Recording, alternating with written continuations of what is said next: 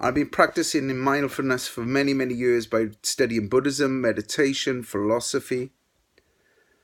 And what it's really taught me is self-awareness comes at a cost. Yeah. When I was invested in becoming conscious, and I became conscious at quite a young age, and then I tried to ignore it. I fought against it. I tried to live in this world of illusion of this will make me happy, that will make me happy. Tried to live in this world of adornment, and that's what, when I was heavily invested in the hairdressing world, it's all about. It's about creating images for people, and cutting a great haircut on somebody can make somebody feel great. And I've seen the transformation of that.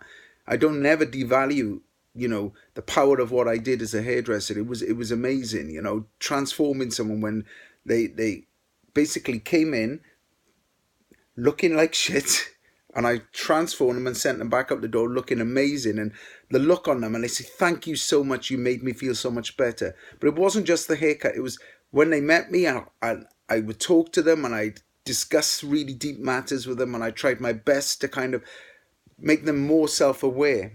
And I realized in that process, it wasn't just the haircut I was interested in, it was the person, the transformation of the person. And through taking drugs and doing all the stuff I did, I realized that when I was in an environment where everybody was high, some people could be so nice, they would be so open, and they came off the drugs and they become complete arseholes. And I realized that inside everybody, inside every single person, all the drugs do is open up some level of comfort, temporary comfort, that is, sadly. And I thought, what if I can tap into what these drugs did in these environments? There must be something conscious inside all human beings. And this is what all the great spiritual practices have been teaching, and all of the self-knowledge practices have been teaching for as long as they've been teaching it. Becoming self-aware and self-conscious and self-believing in yourself gives you eventually peace. Now, I'm not talking about just a normal peace, a peace where you can just forgive yourself for not being perfect, forgive yourself for sometimes making mistakes, and being conscious of those mistakes, and realizing and taking a willingness to grow, and taking a willingness that they didn't cause that problem. They weren't the cause of my unhappiness. They weren't the cause of my anger. It all comes from within you. See, this world of illusion that I was a part of was all external, wasn't it? It was all out there, yeah? How I looked, who I hung around with, what clothes I was wearing, how much money I had in my back pocket. It was all external factors. And sadly, all of these external things can be taken away from me, and I can't grip onto them, and I can't hold on to them. It was like holding a handful of sand, and the sand is constantly slipping between your fingers. The harder you try and grip it, the more of it you get waste out of your hand, and then you're only left with a few grains, and you grip onto them and you open your hand to look at them, and the wind just blows them away. That's exactly how futile it is to hold on to this world that we've got out here. How futile it is to hold on to those things. The only thing we can hold on to, yeah, is what we've got inside here. Consciousness. Consciousness. And it's either becoming fully conscious and fully aware.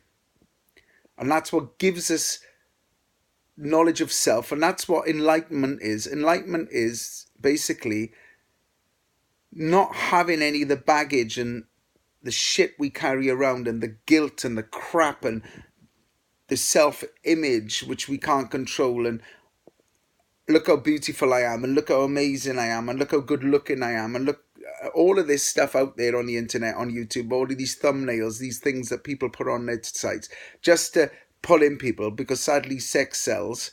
Yeah, it's one of the primal instincts inside us, just to try and be popular. And for what reason? Popularity for what?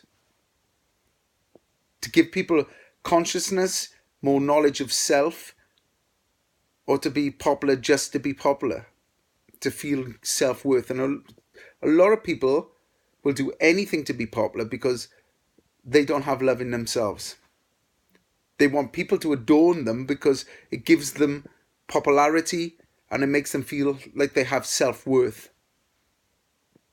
And self-worth is the driving factor of 90% of what's out there in the world at the moment. Lack of self-worth, lack of self-knowledge, lack of self-belief drives people to be popular and drives people to create popularity and fame because it makes them feel like they're worth more.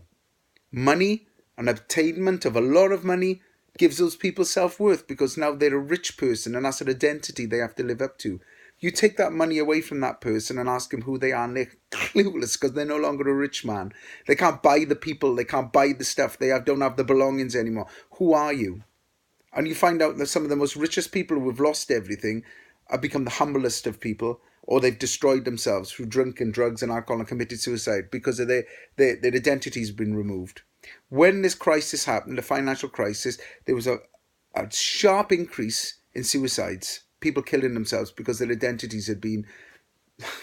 What a waste, man. Fact is, they identified themselves with that world that they couldn't hold on to anymore. And it should have showed them how stupid it really was in the first place. We can only ever grow on a strong foundation, and that strong foundation is self-knowledge and self-worth and self-identity to be able to be identified with what we truly are. Yeah, not a false identity of when I have, if I have all of these clothes, all of these things identify me with something. None of these things will give you identity, only yourself. So this video series is in 3 sections, yeah, so you can watch them whenever you want. And I knew it was going to be a long one, so I did that. Hope that you watch the videos. Hope you've enjoyed this. Comment, positive or negative, that's up to you. I have no control over that. All I can do is send some love out in the world and some knowledge, and hopefully people get what I'm trying to do here.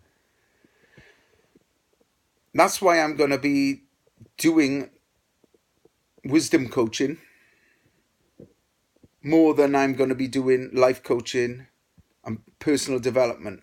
I've decided that's what I'm going to be doing. Wisdom coaching. Passing wisdom on.